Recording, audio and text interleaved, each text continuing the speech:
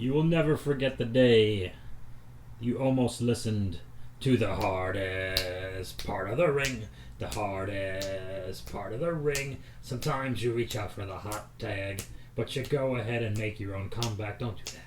That's when you should quit wrestling, and you're better off rolling in thumbtacks.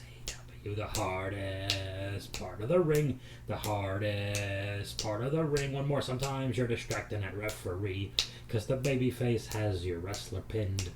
Then you get punched to the ring apron, and you realize all the trouble you're in on the hardest part of the ring.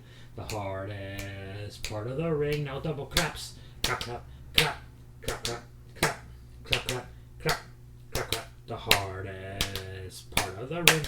The hardest part of the ring. Ba-da-ba-da. Whoa. Yay! What is going on, Bob Squad? The verdict is in, and it's time for episode 170 of the hardest part of the ring, where we use podcast and YouTube shows synonymously. And I can think of 15 million reasons why I'm in a good mood today. But be that as it may, that notwithstanding, nevertheless, all things considered, it is what it is, and it's almost like we have a secret window to the wrestling world here, and we're not going to be not going to worry about the crybabies. What are the other movies? Oh, they all have names, and never mind. I was going to do a whole thing, but it's not important right now. Ladies and gentlemen, crazy cats and kitties, you sexy animals, you wild dogs, you screaming Vikings, you filthy barbarians, you wild savages, chomping at the bit, frothing at the mouth, drool dribbling down your chin, stacked on one another like hermit crabs crawling out of a bucket. You're goddamn champions. What are we talking about today, Bob Squad? We're talking about the Hulu edition. A WWE Monday Night Raw. May 30th of 2022. It's Memorial Day here in the States and probably some other countries. I have no idea. We don't know. But you know what I know? Before we jump into it, I know that this show on the Hulu edition of Monday Night Raw, I just want to repeat, the Hulu edition, with not limited enough commercial interruption, started. You're not going to believe this. Are you ready? It doesn't matter if you're ready. You're strapped into the Bob Squad roller coaster right now. You ain't going nowhere, Daddy. We going down a hill. We going through the loop-de-loop down the water slide. You can't stop us, baby. Hulk Hogan and Andre the Giant square off. And Hulk Hogan body slammed Andre the Giant to start this show. And they only showed it for a second, but the very next clip is Hulk Hogan after body slamming Andre the Giant in front of 93,173 people in the Pontiac Silverado 1987. March 20 something, I don't know.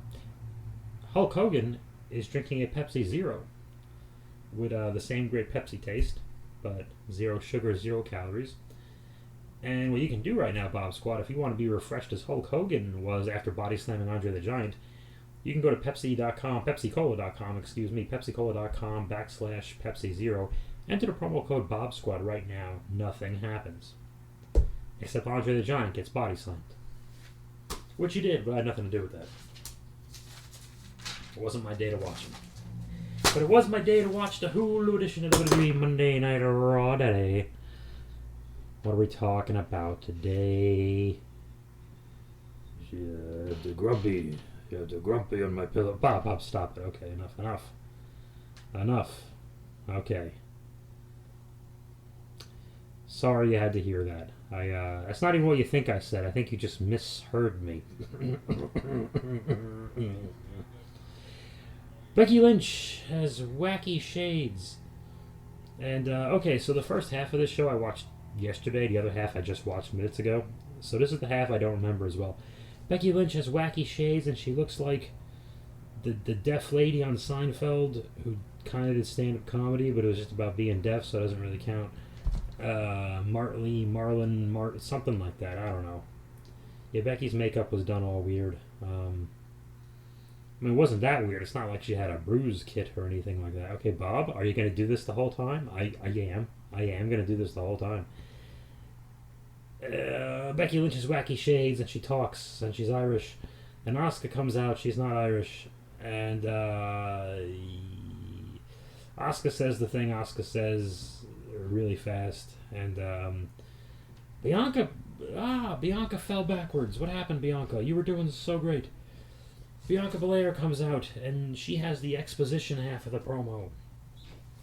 So she has to be the one in her promo to conveniently remind us all the rules, dates, times, what rental car and hotel they're all getting to take there. She has all this information to deliver. And she spits it out so fast. It wasn't good. I'm sorry, Bianca. She's one of my faves. But this was... They gave her a mouthful, and she did motor mouth it, and she wasn't talking through her diaphragm. Not that one. Easy. She was just kind of... She was just kind of saying them, spilling out them words, and it wasn't so great. I'm sorry, but there was some fighting amongst the three of them. I think Becky tried to cheap shot one of them. The two of them bumped Becky out of the ring. We go to commercial break, and then Bianca and Asuka have to have a match for whatever reason. They had a pretty good back and forth match. This is one of these rare occasions, especially when you have two baby faces who are... I can't say it's a cold match because they do have a reason to wrestle each other, but there is an issue between them. But it's extremely repetitive. You know, just okay, these three, we're not going to have a triple threat, so every combo we're going to see several times, several weeks in a row. But you could.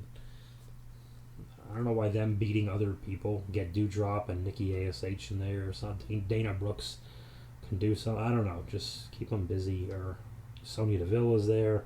Alexa Bliss is there for fuck. That's 5, okay? That's enough to keep them busy. They could do other stuff instead of just fight each other.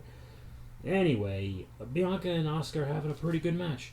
And this is one of those few occasions where you will hear me say the moves matter.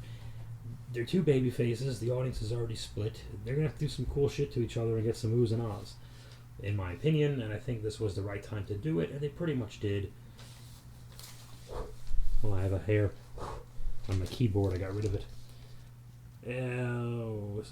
Interestingly, during the commentary, Becky uses the line, "I am a wizard," which is what Chris Jericho is saying on AEW. That's his gimmick for this month.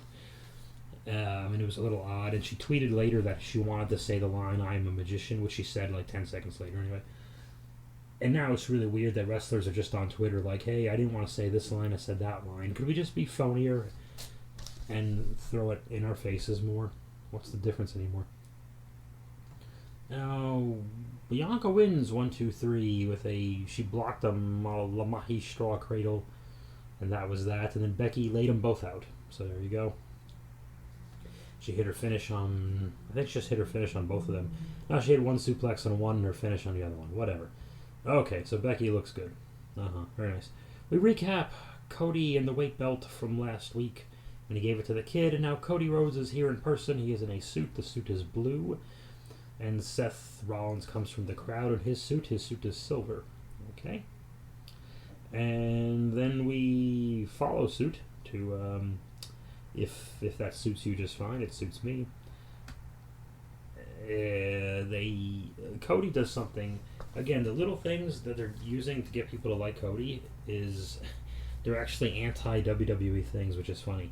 Cody just tells him, "Hey, there's only ropes between us. Why are we not fighting right now?" Like, he just exposes the stupidity of everything else.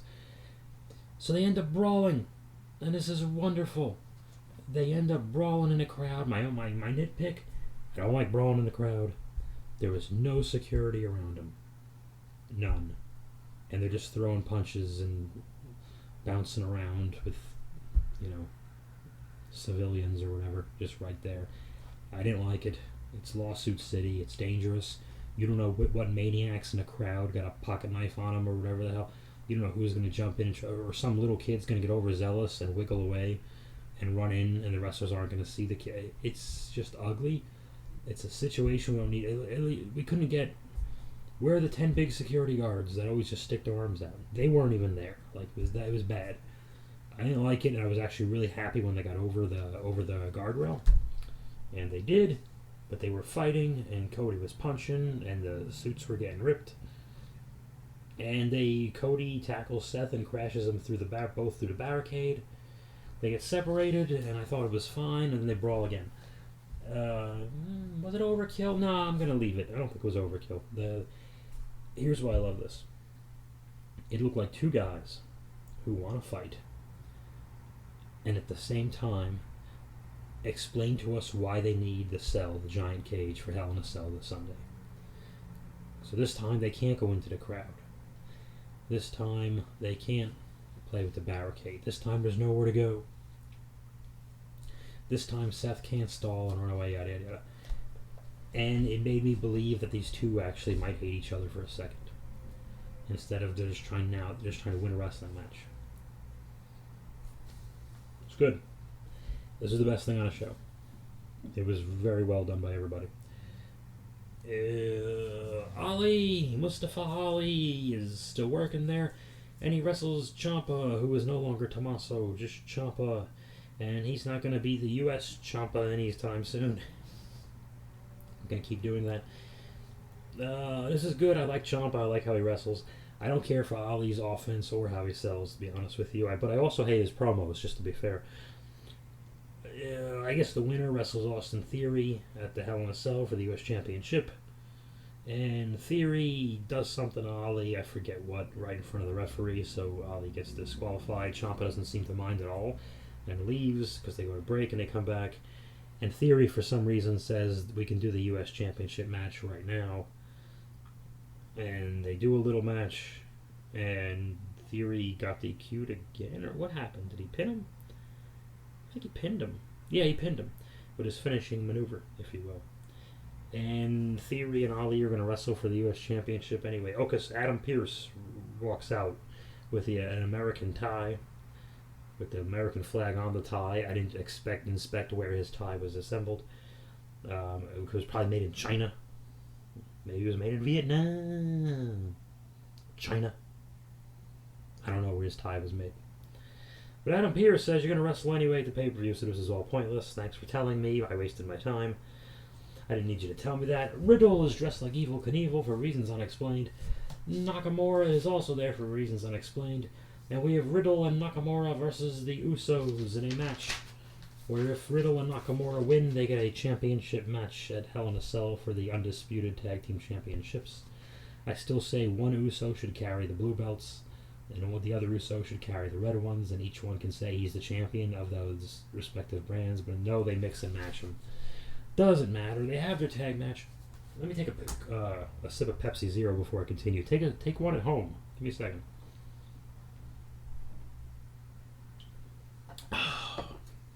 That is some good Pepsi Zero. What happens? So I was nervous about this match. No, I wasn't nervous, but felt a little bad. The crowd did not get into this until the hot tag, and they started teasing the finish. Which isn't the end of the world, as long as they care about the end and how it ends. I mean, again, the Raw crowd is not used to seeing Nakamura at all, and no tag partner of Riddle's is going to compare with Randy Orton, who's a colossal star, and the people want to see him. So, see Orton, that is, so it's kind of a bummer. You know, everyone's going to lose here, so, but they did pretty good. And Nakamura is no stranger to wrestling the Usos, and most of this roster has wrestled most of this roster. So they get to hot tag, and this is the part where I started watching today. People are getting into it. And one of my favorite Nakamura moves, and the people pop for this one too a little bit, is when he does that German suplex where the guy is sitting with his legs dangling over the middle rope towards the outside, over the ring apron, his hardest part of the ring. And Nakamura slides under him and grabs the guy's waist. The guy takes a back bump, and it's a neat little thing. They haven't seen it on Raw 100 times, so I like it, and they thought it was cool. But they were reacting well, and there was a move where there was a blind tag to Nakamura. Riddle's bounced off the ring apron, his hardest part of the ring, and Nakamura hits his kick or one of his knees things, the Kinshasa, whatever.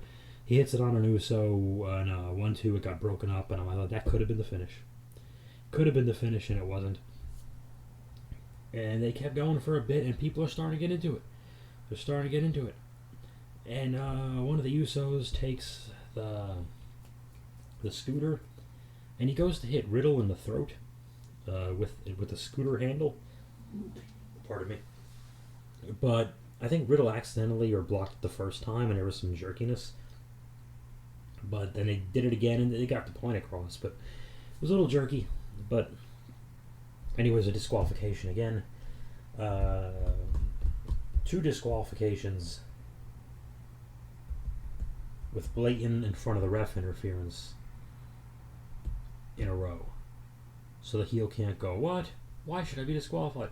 2 disqualifications, not in a row, but was there anything between this? I forget. Let me see. On the Hulu edition, that is, because maybe the regular edition had shit between it. I can't really tell. Riddle. Well, at least on the Hulu edition, these 2 matches happened right in a row. A DQ from blatant in front of the ref. Blatant DQ in front of the ref.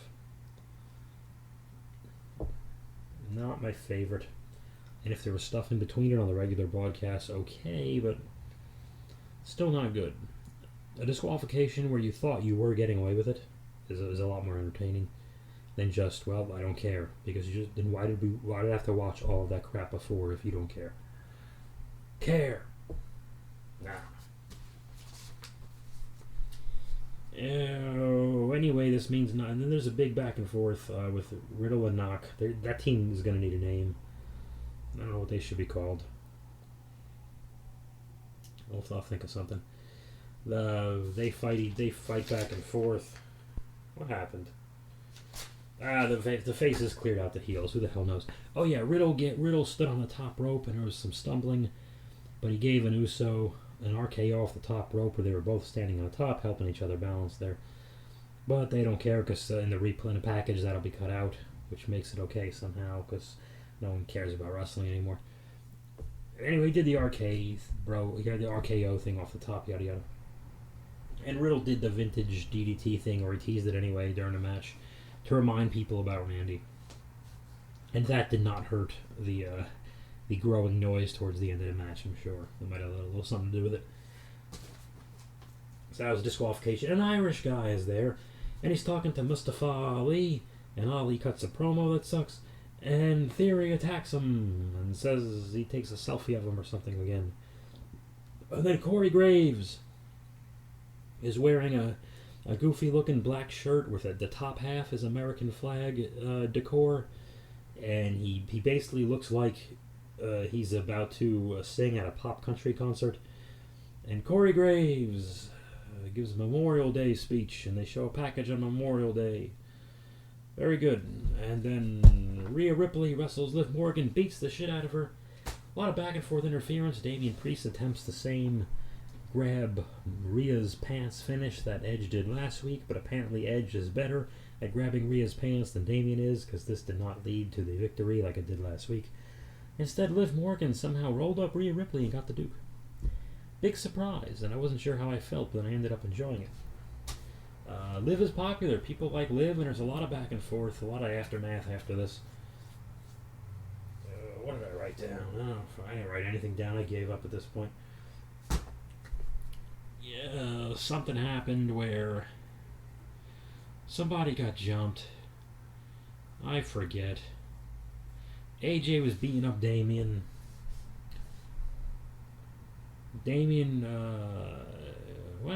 Finn Balor's out there.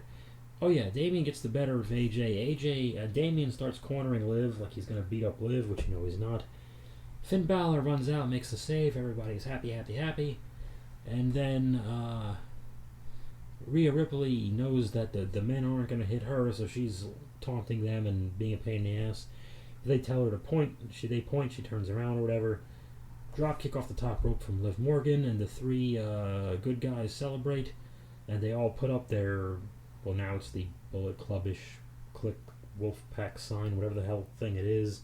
And I gotta say that Liv Morgan, Finn Balor, and AJ Styles are my favorite version of the Bullet Club.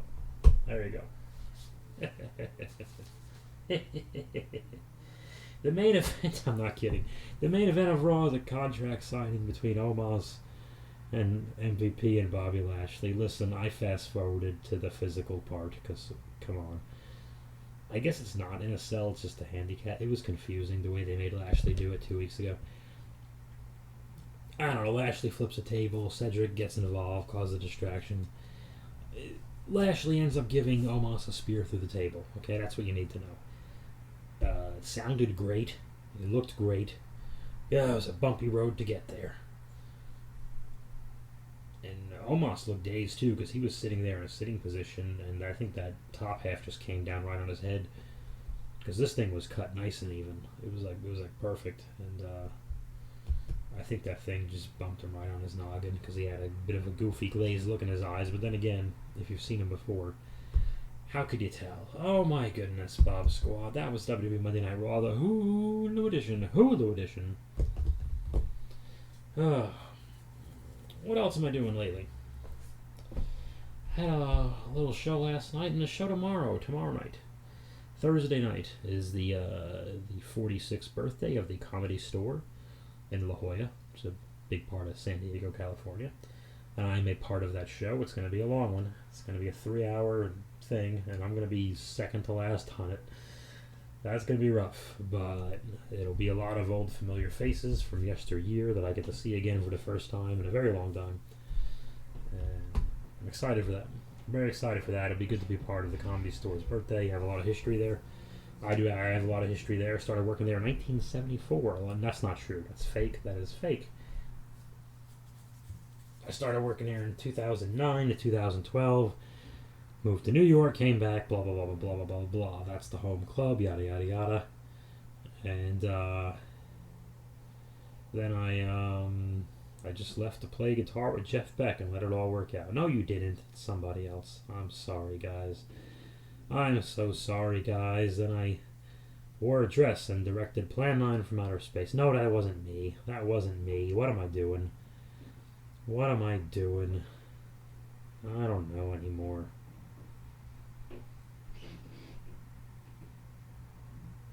Then I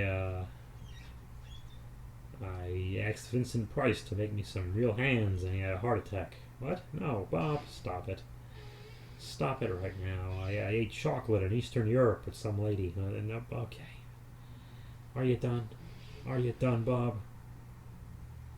Are you done?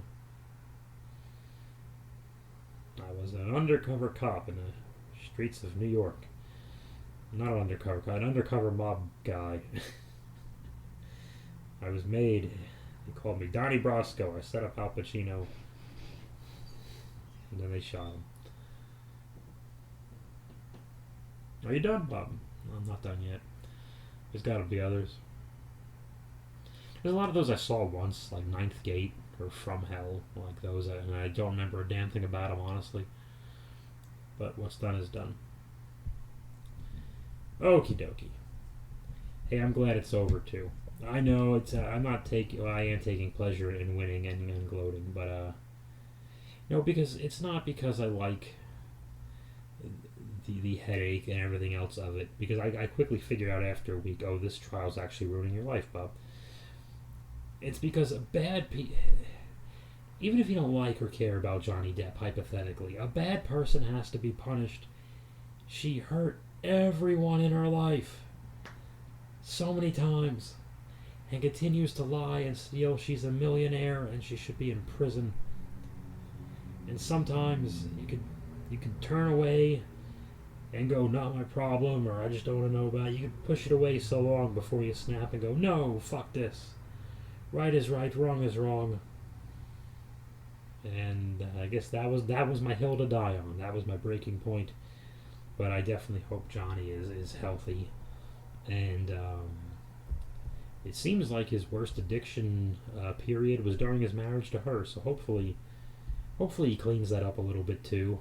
You can't expect him to not be who he is, but hopefully he curbs that a little bit and stays a little healthier and doesn't blow more money on that stuff, and gets some more work and puts himself in a better financial spot too. Not that I should be worrying about any celebrity's financial stuff, but still. So that's what it is, Bob Squad.